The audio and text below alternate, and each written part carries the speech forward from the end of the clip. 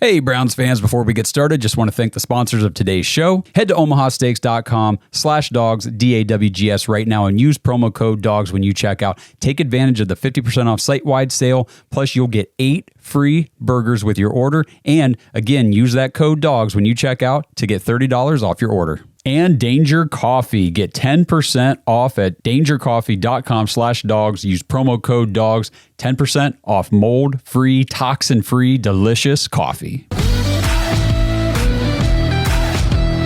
A name to keep an eye on that could really change what some teams do with wide receiver is I keep hearing Justin Jefferson's not a lock to be back in Minnesota. I agree, which is crazy to me. He had said that he doesn't want to sign a deal until he knows Kirk Cousins is coming back. Correct. And if he's not coming back, they're essentially going to be rebuilding. Yeah, and Jefferson's not going to resign, and then they're not going to let him just walk. Right. So it's going to be like a Tyreek. I mean, what does Justin Jefferson command? Now that's a big trade. It's what I mean? crazy. And that's not the. If they're going to let Gabe Davis go in free agency, then they're going to clear 80% of this dude's dead cap hit if they trade him June 1st or post June 1st. I could see them making like a push to go get a Justin Jefferson and then to pair him with who's the other guy in there? Khalil Shaker. Are you talking Shakir? about? Yeah, Shakir. And then they got Dalton Kincaid. And then, I mean, you put Jefferson on that team and they might have lost Diggs and Davis, but their wide receiver core got better. Yeah. Justin Jefferson's like a 1-2 guy in the league. Him, Jamar Chase, Devontae Adams still probably. I mean, those are like your top 3, I would say. So I think Justin Jefferson's future could play like a big – it could send a ripple effect in terms of what teams do at the wide receiver position depending on where he lands. So that's a name I would keep an eye on. I haven't heard anything that Buffalo could be in on him, but they know they're in their window with Josh Allen. Right. So I think they're going to be going up there and they're going to be hacking away and they're going to be looking for that home run move that puts them over the edge because they've been this close now how many years with them and they haven't been able to get over the hump. So that's a name I would keep an eye on. I know some people are saying it's more likely we're going to settle for Gabe Davis in this situation. And I know like some people are not big fans of that. I know some people in the Discord aren't. I don't think you are, Josh. If I'm being honest though, I think that is the route the Browns are way more likely to go this offseason than a big splash move. If Gabe Davis comes to Cleveland, and my objection to having him come is not so much a Gabe Davis objection per se. It's more it's Spot Track's market value estimation for him. They're projecting like a 13.6. Yeah, I saw the ones I saw was like $12 million a year, like somewhere like 3 or $37 million. And that's just the thing. I was like, that's kind of a lot of money for a guy that I consider to be more of a one-trick pony. Like he's a good downfield threat, but if you're trying to do anything on the intermediate portion of the field, which is where good quarterbacks and good offenses can win, I don't think he's your guy. He's had some big games. He's had crazy big games. A couple big games. But then he disappears for streaks also. Also he's the number 2 on that team. So he's the number 2. Right. And their number 1 had his targets cut in half. Right. Yep. You know what I mean? But I was talking to somebody actually on social media, and I was just looking. They were saying, "Oh, Gabe Davis." First of all, they said he's elite. I said, "Well, let's see. He had games of 2, 1, 3, 3, 1, 0, 2, 0, 0, 2, 0 receptions this past season. That's a lot of games of not a whole lot of catches." Right. I mean, I agree with Blake what he's saying. Like they call him Big Game Gabe for a reason. Like he's had like monster, like 3 touchdown, like game breaker games, but they're like very few and far between. Like, so here's what I'm looking at his career stats so far. Mm-hmm. His rookie year in 2020, he had 599 yards. Then he had 549. And then in 2022, when their offense kind of exploded, he had 836 yards. Yep. And then this year, even with like the passing game falling off a cliff second half of the season, still had 746 yards. His average 17.1 yards per catch, 15.7, 17.4, 16.6. No, never 6 touchdowns, the lowest amount he's ever had in his career. Yeah, he does put up touchdowns, it seems. You know what I mean? So to me, this is the kind of guy that I keep all these big names, and I think like trading for Ayuk would be cool. I would definitely not hate that, but I don't think the Browns are going to do that. And I do want to get into the talk. Like, do you think the Browns need to? And if they need to, why did we make the move at quarterback we did? Well, that's fair. Are we doing that right now? Are we going into that? Because I think if we make that trade for Watson, right, because we needed a guy, we needed a next level guy. We got rid of Baker because we said that he couldn't get it done with everything being perfect around him. But like as Browns fans, we continue to try and suggest ideas that we need to make everything perfect around this guy. Like, so for me, I was talking to Josh. I'm like, the guys that are in the free agent wide receiver like market this year, like I don't think we're getting Mike Evans. I never thought we were really going to get T. Higgins, especially if they franchise tagged him and then they were looking to trade him. They're not trading him in division. Correct. Makes no sense to me. Right. To the team they can't beat. Right. I'm not really sold on Marquise Brown. You know what I mean? Like Calvin Ridley is, to me, like I like Calvin Ridley. He's an elite route runner, but don't we already have one of those on the team and like same age range? You know what I mean? Like, do we need two of the same kind of older guy? To me, I'm like at the point where I'm like, well, who's left? Like there's Gabe Davis and, there's some other guys like Tyler Lockett and stuff like that. But like, I'm kind of at the point where I'm like, we're probably just going to do some stuff and like either through the draft, like, because to me, I'm like, are we really going to pay tons of money? It's not like we're going to get these guys for cheap. Like they're not coming to Cleveland especially when there's other teams that need a wide receiver. Like I just don't believe that. So that's kind of where my head's at right now. The problem with free agent wide receivers, and we've seen this over the years, like we were talking before the show, your good, elite, younger wide receivers kind of in their prime, those guys don't ever hit the free agent market. They either get traded or they get extended to big money. Yep. And that's what happens. So what you see then, the guys who do hit the free agent market end up getting overvalued a little bit because there's more teams fighting over, well, these are the guys in the free agent pool and we need a receiver. So you see a guy like Christian Kirk a few years ago got a shit ton of money and everybody was kind of shocked at how much the Jaguars paid for him, but they had to get him in there because they didn't have anybody at the time. He's actually played with them. And he's played pretty well. Yeah. But I'm just saying those kind of situations where you're not always going to get a guy that comes in and can play at a number one level. And I just don't think that's Gabe Davis's game. I'm afraid that he's going to end up commanding a little more money than what the Browns we do probably want to spend there. We've said for years we need a deep threat. It's not that I don't like Gabe Davis. I'm hesitant on what's it going to cost. Right. Is 3 year $37 million really that much? I don't know. I guess that's just the pair. Like that's where I think we're just getting started on like, free agency hasn't even hit yet. Like there's still deals to work out. Andrew Berry. So like, I'm very much in the belief that Andrew Berry's going to start working some magic and you're going to start hearing, so-and-so's contract got restructured. This, we're doing this, we're moving this money, we're kicking it down the road or whatever. So, because right now we're not doing anything. Right now we're in the red. Like you can't do anything right now. I think the Browns assume everybody's healthy. Okay. Excluding Nick Chubb because we don't know. Right. Amari Cooper's healthy. Elijah Moore's healthy. David Njoku's healthy. Cedric Tillman's healthy. Deshaun Watson's healthy. Okay. I think that is an offensive core that you can go win. We just won games with way worse. Right. You know what I mean? I don't know. I don't think the Browns look at this team and think they need some high level number two to pair with Amari Cooper. I think they need depth because once you get away from Amari Cooper and Elijah Moore, then the stuff behind them, that's where, you could keep Moore, Cooper, Tillman. Am I forgetting anybody? And you could pretty much probably cut the rest. Sadly enough, you know what I mean? And so we need depth. I don't know if we necessarily need some high-end number two to go with him. Now, am I saying I would turn it away? No, obviously not. But I think the Browns are going, we made our big move. And our big move is supposed to elevate the guys around him. Right.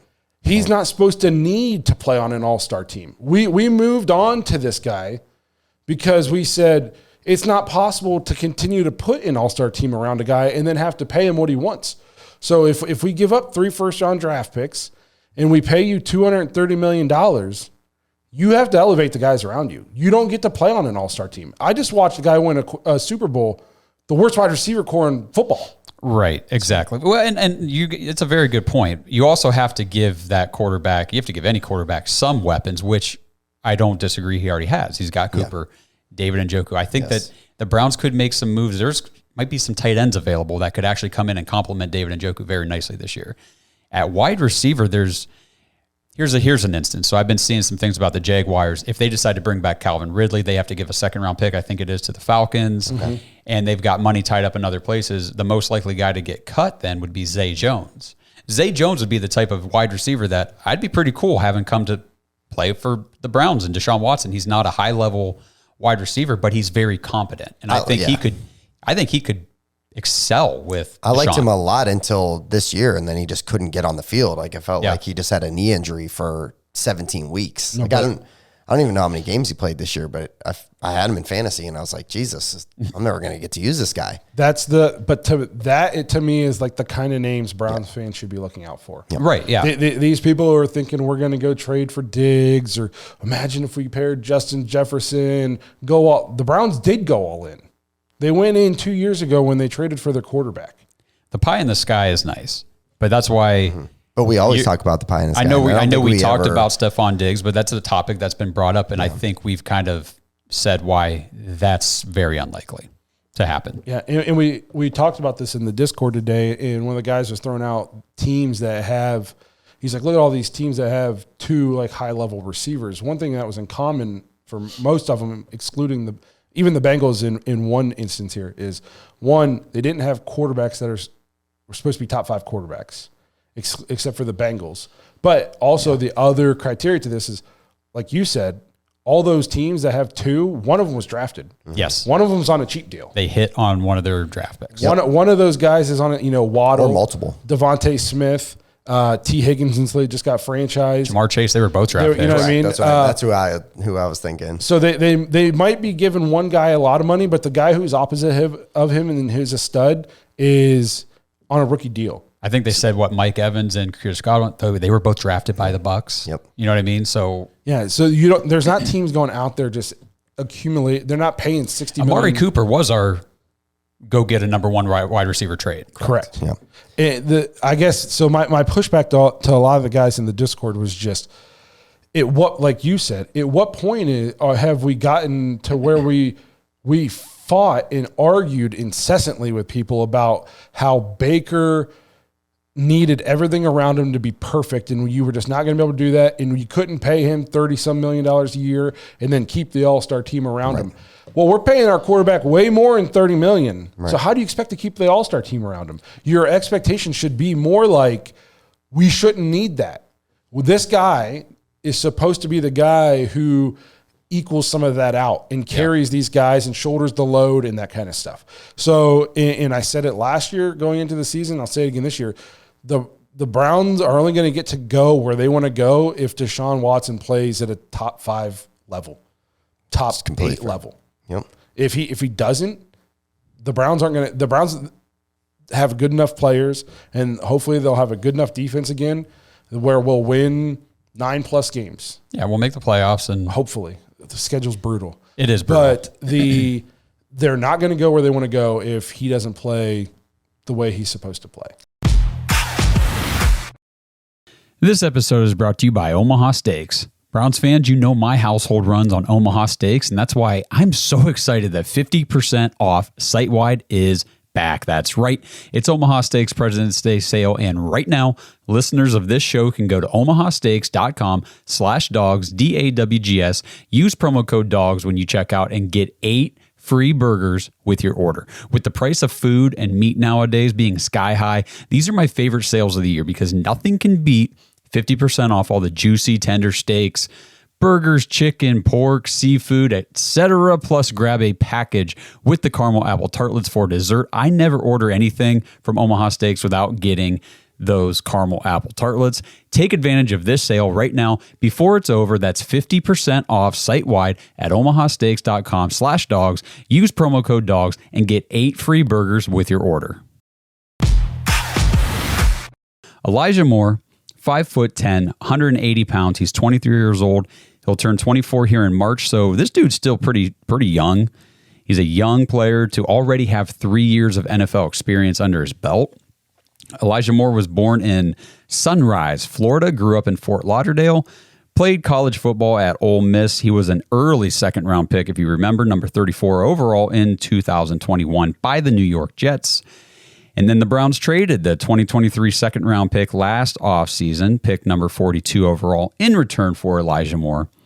And, of course, the Jets sent us, along with Elijah Moore, a third-round pick. So another fleecing, honestly, by Andrew Berry in the trade. That's why I can't wait to see what he does this offseason. The Browns went out. They got a guy that they planned to start at wide receiver from day one, gave up a second-round pick, but they made the Jets give them a third-round pick on top of it. It was just absolutely brilliant by Andrew Berry. We then used that third-round pick to draft Cedric Tillman. So essentially, Andrew Berry used pick 42 to acquire 2 wide receivers. Pretty cool. And the Jets, just if you're wondering, they used our second-round pick then to select their center, Joe Tippmann. So in case you were wondering. Now, stats-wise, for Elijah Moore, he did play in all 17 games, so availability was not a problem. With Elijah, which, if you watch the Browns this year, you know that there were injuries aplenty, and I think at wide receiver, we did stay pretty healthy, which was good. Very, very good. That helped a lot. Elijah Moore had 104 targets, 59 receptions, 640 yards, and just 2 touchdowns. Ugh. So all except those 2 touchdowns were actually career highs for him. The 104 targets, the 59 receptions, the 640 yards were all the best of his 3-year career. And this is kind of a funny stat. He also had 9 carries for a whopping 11 yards. Super inefficient with those jet sweep plays. Elijah Moore, Jerome Ford. We said all year they were kind of competing to see who could be the best lateral runner on the team. And Jerome Ford actually won by default because Elijah Moore had a 20-yard backward run against the Baltimore Ravens the first time we played the Ravens when DTR started. So the Browns and Kevin Stefanski, the play calling, the offense, they learned their lesson with Elijah Moore. 8 of those 9 rushing attempts all came in the first 5 games. And that was it. After 5 games, they had seen enough. So they just completely stopped even trying to run the ball with him after that. Said, we'll try it with Marquise Goodwin when he gets healthy. We ain't going to do it anymore with Elijah. So here's a stat that made me go, what? When I saw it. Elijah Moore had 599 passing snaps this season. 269 of those were in the slot, 314 out wide. So he actually played out wide more than he played in the slot. That I guess just coming away from the season without looking at the breakdown of the numbers, that was just not my takeaway. Elijah Moore's a slot receiver. That's what he is. That's what he did. But that is not what the Browns really used him primarily as at all. He was more used outside. So he was not isolated to that slot role like a lot of people might have thought, like I kind of assumed. The Browns were, honestly, in my opinion, playing him out of position, but that was by necessity because who the hell else are we putting out wide? I mean, I guess it was DPJ for a minute, but then he was gone. And honestly, when he was here, he didn't do anything anyway. I got numbers on him in a second, but they had to use Elijah in different ways. And I think that's something they need to figure out this offseason. He, like I mentioned with Amari Cooper, Elijah Moore did have 5 drops on the season. Player profiler information here. Catchable target rate for Elijah, 65.4%. His catch rate was, this is similar to Amari, 56.7%. But his true catch rate on those catchable targets, 86.8%. So again, same deal with Amari Cooper, Elijah Moore. A lot of their targets just were not great, but they caught more passes based on these numbers, based on these stats. They caught more passes than they should have based on the catchability of those targets. If none of that makes any sense, I'm really sorry. I'm not sure I explained that real well. I don't know what to say. I'm sorry, but they did really good. I guess the key takeaway here is when these guys were getting targeted and they were being thrown passes that were good passes, they were coming down with the catch. And they were still able to make catches on passes that were deemed uncatchable in the first place. So good job by both of these guys. Elijah Moore ran 147 routes versus man. He ran 329 routes versus zone. That's going to be the differential on all wide receivers, honestly, because, again, 70% zone is what you're seeing. He had a 25.8% win rate against man, 63.2% win rate against zone. So if we compare that to Amari Cooper, it's interesting. So the man rates, the win rates against man coverage for Amari, Elijah, pretty much the same. But if you look at the zone coverage, Amari Cooper's zone route win rate was 47%. Elijah Moore was 63%. That is insane. So what this tells me, if you're looking for a bright spot, if you're looking for some positivity at the wide receiver position heading into 2024, if the Browns can find a legit outside weapon, a legit wide receiver threat on the opposite side of the field of Amari Cooper, and they can keep Elijah Moore strictly in the slot, where I think the slot is where he excels, and Elijah Moore can just work that intermediate area of the field against zone coverage. Man, he could have a much better 2024. He could have a career year. And that for me is the optimistic side. That's the positive. Thinking, okay, we got to get somebody out opposite Amari to free up Elijah to do what he does best. His target separation against zone was 2.7. Remember, Amari Cooper was 1.83. So almost an entire yard better than Amari Cooper against zone coverage. When Elijah Moore gets to operate in that intermediate area of the field in zone coverage, man, I'm telling you, this could be really, really good in 2024. We just got to get help at this position. In terms of production against the coverages, 13 receptions on 22 targets for 149 yards versus man, 59% catch rate, and 37 catches on 61 targets for 361 yards versus zone, a 60%, essentially the same catch rate against both coverages. So consistent. That's good to see. His ADOT. This, I was not expecting to see this. Elijah Moore's ADOT, average depth of target, was 11.4 yards, just 3 yards lower than Amari Cooper. So it's not like Elijah Moore was only getting targeted on the short throws exclusively. And, we just need to get him back in the slot and let him work, because I think he can be a very good receiver still. I do think of all the receivers we're going to talk about, outside of Amari Cooper, of course, but for the Browns, the one with the most potential is Elijah Moore. Cooper and Moore had the same catch percentage against zone coverage. It just goes back to the high number of uncatchable targets they received. And a lot of that has to do with, like I mentioned, with the drops, several games with PJ Walker and DTR at quarterback. Now let's look at the contract. Elijah Moore is in the final year of his rookie deal, $24 million cap hit. Sorry. That is not what I meant to say. 2024 cap hit is not $24 million. His 2024 cap hit is just $3.1 million. So a super, super cheap, affordable option at the wide receiver position. This is, like I mentioned, a contract year for him. That could bode well for his production. You see, I've said this with Jed Wills, and there was somebody else I talked about in a contract year too. I can't remember who it was. But when these players get in these contract years, a lot of times you see them have their best career season to that point. And we could see that with Elijah Moore this year. Again, it's all going to hinge, like everything, with the availability and the performance of Deshaun Watson. So wheels up for Elijah Moore. Hopefully they can just get him back into position, let him run where he is successful, and let's get a legit threat on the other side of Amari Cooper. Well, good thing is the podcast offers great benefit. I have great health insurance. That's true. How's the life insurance? Yeah. So we wanted to jump in, talk about Greg Newsome obviously coming up. Yeah. It's kind of like decision time for the Browns. I mean, in theory, you can make him play on the last year of his deal. I actually talked about that, saying, why not make a play on the last year of his deal? If you don't know if you should pay him or not, then just make him play.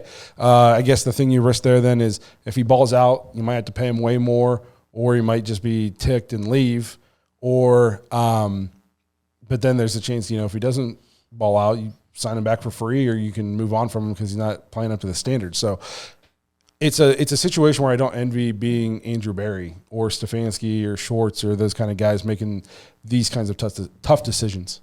Yeah, so the Browns actually have until May 2nd to make the decision on Greg Newsome money-wise. So if they do decide to pick up Greg Newsome's fifth-year option, for everybody wondering, that means Newsome's 2025 season will be fully guaranteed $13.4 million. And any base salary that he would have here in 2024 that's not fully guaranteed would then become fully guaranteed, which for Newsome is none because 2024 is all guaranteed this year. Anyway, the only cornerback, I thought this was interesting, the only other cornerback from 2021 slated to make more on his fifth-year option than Greg Newsome is Patrick Surtain from the Broncos. That's crazy. First-round draft picks, they get those. You know what I mean? Yeah, and actually it's funny if you go look at what each player in the first round from 2021, what each guy's fifth-year option value is if they're picked up. It's like the top half of that first round because it's all based on your playing time. Did you make any Pro Bowls? Did you win an award? Like all that kind of stuff. So the numbers are kind of all sporadic in the chart, like for the top half. And then once you get to after halfway, it's pretty much just the first column for everybody. And then there's guys like Greg Newsome that are, worth more on a fifth year, but it just goes to show you, looking at the fifth-year option stuff, that the first round's a crapshoot. Just because, and people complain all the time, the Browns don't have any first-round picks. If we're picking the second half of the first round, the odds of that guy being even wanting to be picked up for his fifth-year option is pretty slim. Half the league's undrafted. That's fair. You know what I mean? Yeah. So, yeah, like obviously you want to – your chances of hitting on, like franchise-changing players – the higher your draft pick, obviously, the better, But it's like you said, it's still a crapshoot. I mean, That's not guaranteed. The Browns had top-end first-round draft picks my entire life. It's been for sure awful for 3/4 of it. Look at Carolina. They just traded up for the number 1 pick, and they're not even sure that that's their guy. You know what I mean? That's a lot of capital to go up and get a guy, and then now you're not even sure. Look at the Niners. Yeah. How many first-round draft picks did they give up? And they used one on Trey Lance. He played, 12 games? I thought it was less than that. Yeah, 4? He started 4 games for him. Yeah. 4? You know what I mean? The draft is a total crapshoot. Now, what separates the good teams from the bad teams is if you can hit on a fourth of your guys and you can build a roster, an elite level roster cheap. So you can pay, so you can sprinkle in some of those veteran guys that you can pay to go with the young talent. And I think Andrew Berry's done a great job of identifying talent. I mean, Martin Emerson, Greg Newsome, I think could be considered maybe streaky, but I feel like he's good more than he's bad. I think he's on the higher end of cornerbacks. Yes. When he's in the slot. If he's on the outside, I'm not as sure about that. But you know what I mean? Like we JOK played at a Pro Bowl level this year. DeJuan Jones looks like the steal of the draft. So Andrew Berry's been really good at identifying talent outside of the first round.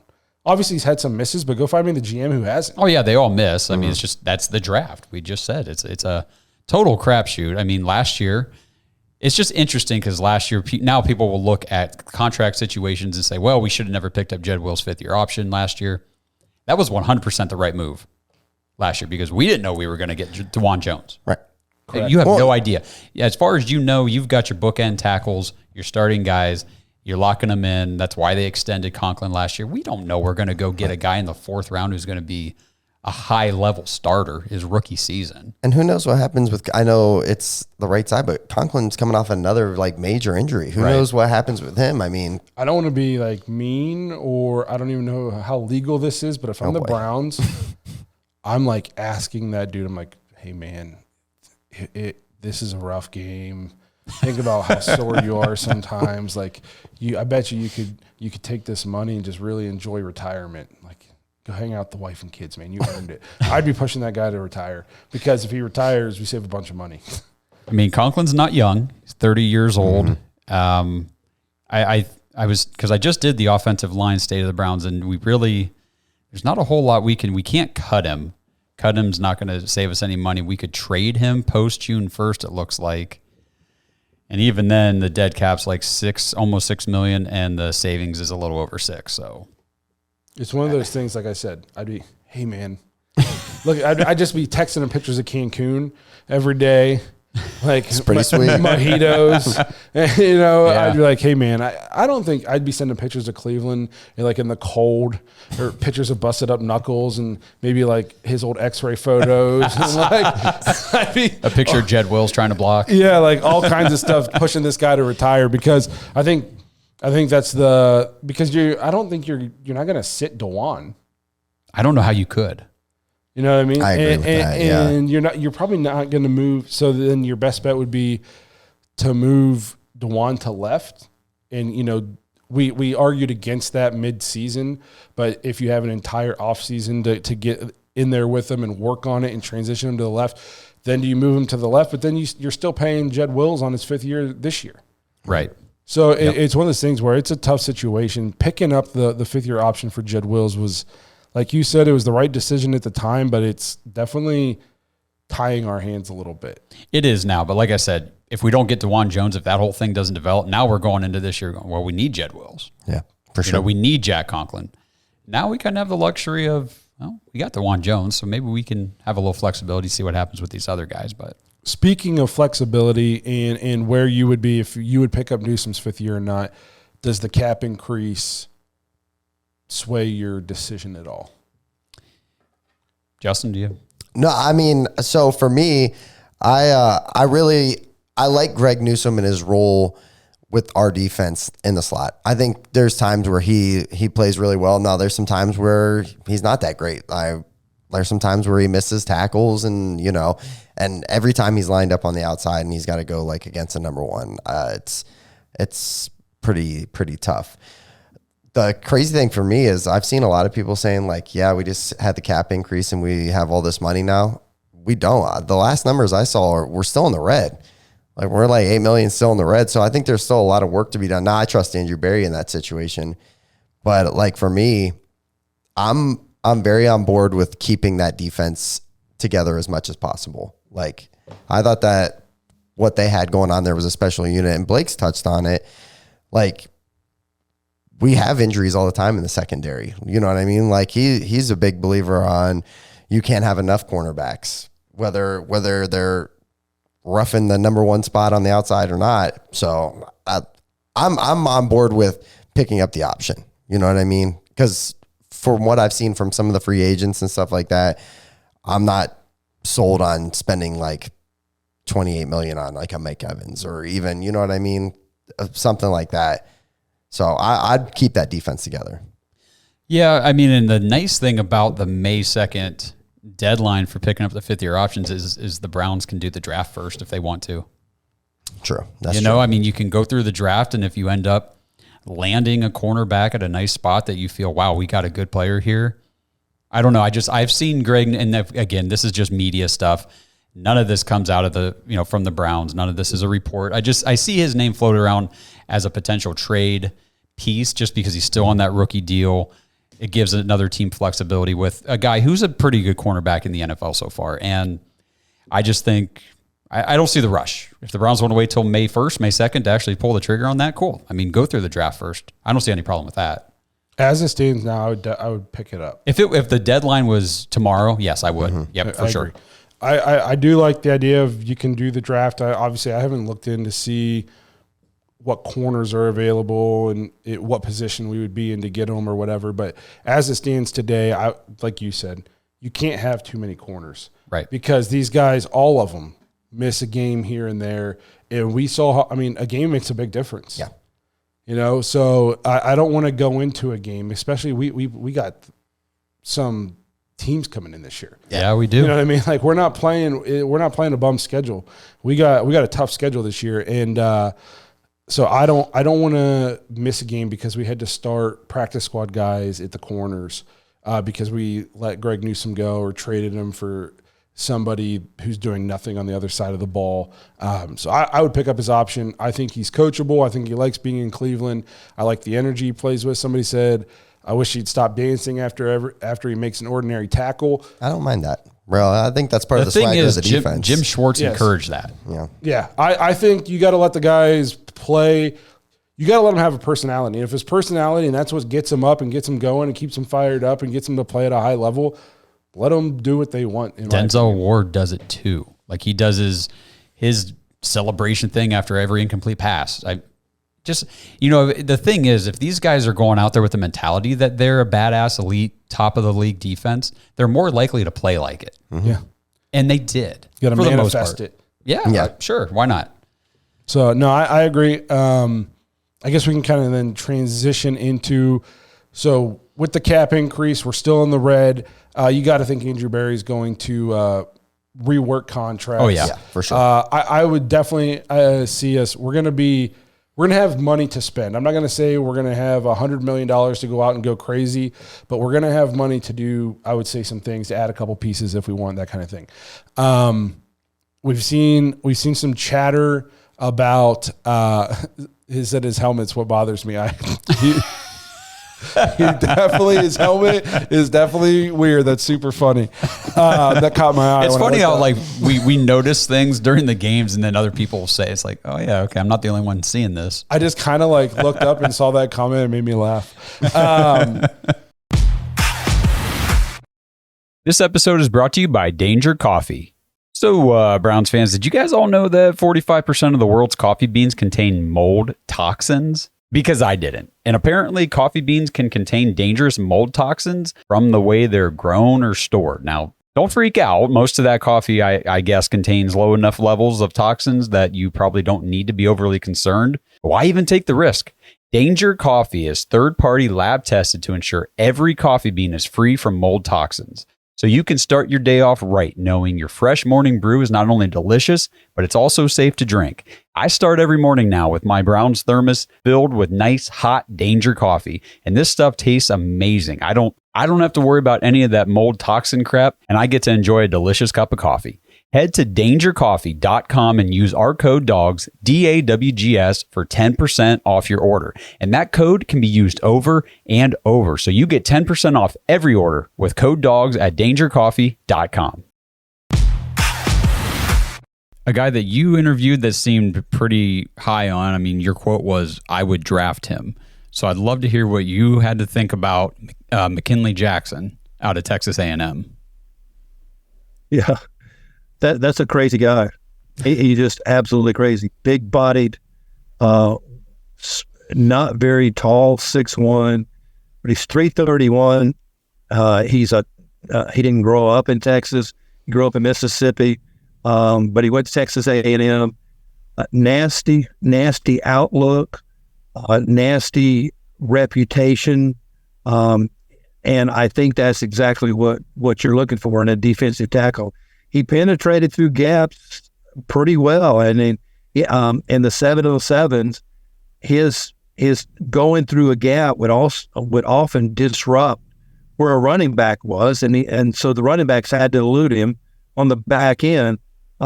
He's able to take on bigger offensive guards and centers and not allow them to push him around. He's got like a bowling ball build, I guess is what I would call it. And he looks like he's got a good first step and good feet and good agility. His lateral movement down the line was just so-so. So as a run play is coming at double teams, he was not able to take double teams at all. But he doesn't move well laterally, but he does do well as far as not giving up on the play and pursuing on the backside. I think he's got violent hands. I think he would play beyond the whistle. Beyond the whistle. The whistle's blowing, and he's still trying to beat up this guard. Absolutely. But I would draft him in 5 seconds. I've got a third-round grade on him. I'm not saying that he could go in the second round, but if it is, he's not going to gain but about 10, 12 slots wherever he's drafted. I forget where the Browns are drafting in the third round. If we could get him in the third round, that would be perfect. Look at the Browns' situation at defensive tackle. Mm-hmm. Who are we going to keep? What do we have? Three that are free agents? Jordan Elliott, Shelby Harris, Mo Hurst. Aren't all three of those free agents? I would love to bring Maurice Hurst back, man. I loved having him on the field. I love him. Yeah. When he went down, our our whole defensive run stoppage game just went to bits. Yeah, and kind of as a quick and side note, I do think we could probably get Maurice Hurst back on a pretty team-friendly deal because he loves being in Cleveland. He had a ton of fun here. He's got the injury history, so I think there's a little bit of a discount to be had there, but go ahead. Yeah, I like Shelby Harris too. Yeah. I've never Elliott. I've haven't. Even though Elliott started this year, I just didn't see it. I've never liked Elliott. I just think that he gets pushed out of position. Just like Tommy Guy. Tommy Guy got pushed out of position almost every play. Mm-hmm. So you got to have somebody that's going to stand their ground. Hey, Browns fans, this is Josh, and I really appreciate you guys tuning into these Dog Bites. It's kind of like our Saturday release, just recapping everything that's been going on during the previous week. And now I just want to give you guys a little taste of what we talk about sometimes on our After Hours podcast. If you want to hear the full episode, if you want to hear all the bonus episodes every week that we do the After Hours show, it's jointhedogs.com. Become an official Dog Pack member. You get access to every single one of these episodes on the After Hours podcast. This was actually, we're 120, 130 episodes into this podcast now. So we've been doing it for a long time. It's a ton of fun. And if you haven't checked it out yet, now's the time to do so. You get a 7-day free trial and go watch as many as you want to on that 7-day free trial. And if you like what you see, if you want to stick around in the Patreon and continue to support the show, we appreciate it.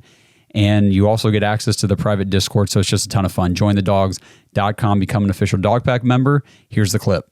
I don't know, like Alex Mack from back in the day. Did you ever watch Alex Mack? Yeah. It's like turned into The goop. Secret World of Alex Mack. The show was dope as fuck, Dude, bro. yes, it was. Thank Show you for bringing that up. Crazy good. Sleeper. That was good. That's for that older generation, though. Like, these young kids don't know about Alex Mack. No. That shit was so fucking dope when I was a kid. It was like right before Are You Afraid of the Dark? Like, it was just that was some Saturday good nights stuff were too, fucking, man. all that would come on. Like, it was just fire. Yeah, bro. all that. It was just crazy good.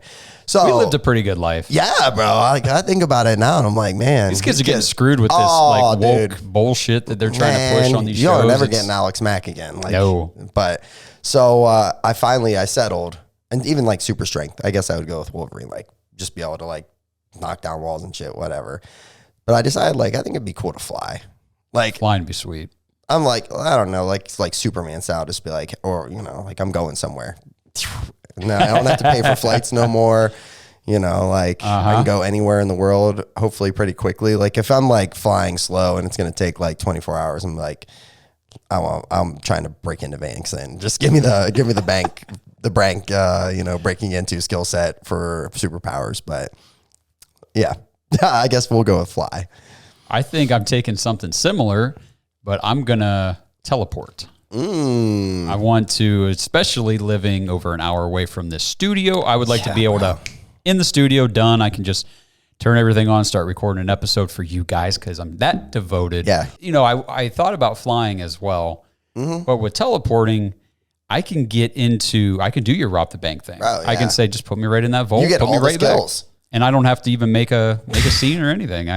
Maybe you're selling me on teleporting because it'd be cool to fly, but I can rob banks still. I can. Is it weird that one of the first things that popped in my head besides robbing a bank, Justin, was think about being at like a sporting event or a concert and you got to take a piss. Bro. Oh. Teleport. You gotta be careful you don't teleport. And the thing is, I don't even somebody's like urinal. No, I'm teleporting home. Oh, well done. To take a piss. I could take a shit. I'm teleporting home to go to the bathroom all the time. I didn't even think of it like that. I was thinking right, teleporting straight to the urinal at the stadium because I don't want to walk my lazy ass down 30 flights of steps. And I'm wait skipping in line. that part too, but I'm going home to do it, and then I'm right back in my seat. I'm teleporting down to the front row when that guy gets up. Like, think how much time you'd save in going to a Browns game. You wouldn't even have to pay to go to the game. I wouldn't care about parking into anymore. the stadium, bro. Yeah.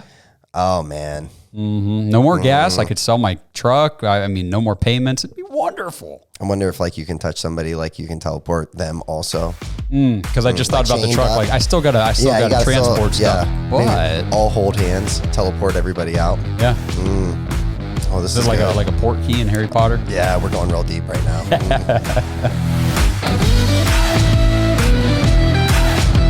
Thanks for listening to another episode of the Dogs Podcast. Make sure you subscribe on YouTube and follow us on Twitter at the Dogs Podcast. Get your thoughts on the show at thedogspodcast.com.